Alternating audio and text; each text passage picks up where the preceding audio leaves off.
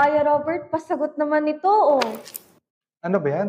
Motion problem, particularly upstream, downstream problem. Kailangan lang man natin maintindihan dito. Sinasabi natin upstream or downstream, the rate of the current will affect the rate of the boat. Let's say, mas mahirap pa ba umakyat, mas madali umakyat. Mahirap. Kasi kalaban mo yung current which is going down because of gravity. Gravity. Pag downstream naman, bumibilis, di ba? Dahil yung mismong rate ng current ay tumutulong sa rate ng boat. I'll show you two different ways and then you decide whether you go for the standard way or you go for alternative. Okay. So, standard way muna tayo. 20 kilometers downstream in 2 hours. So, here's the distance, here is the time, and 20 kilometers upstream in 5 hours. Now, find the speed of the boat in still water. Ito yung magiging x natin. Then we let y be the speed of the current. Going downstream, anong ginagawa ng current? Tumutulong. Kaya bumibilis siya, tumataas ang speed.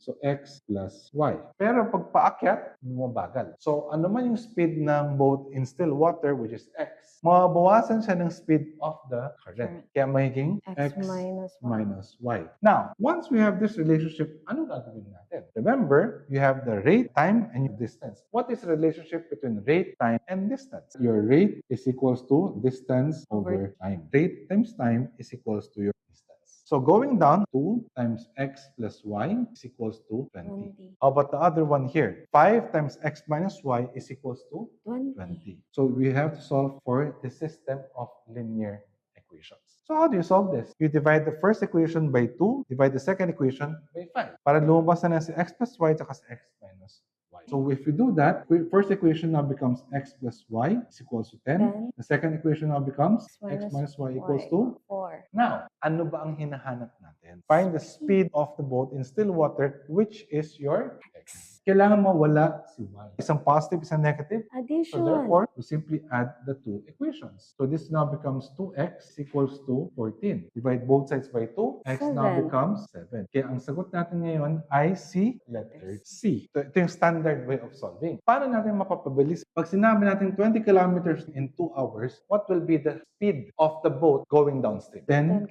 kilometers per hour. Diba?